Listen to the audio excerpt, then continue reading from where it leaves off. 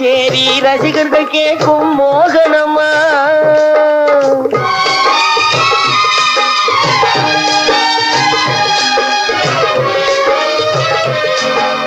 கல்யாண பந்தனில் ஆடும் தோரணமா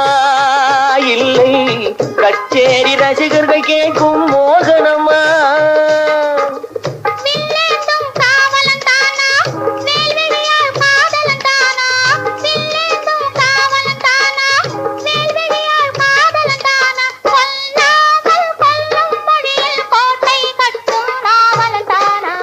பேசுவது கிளியா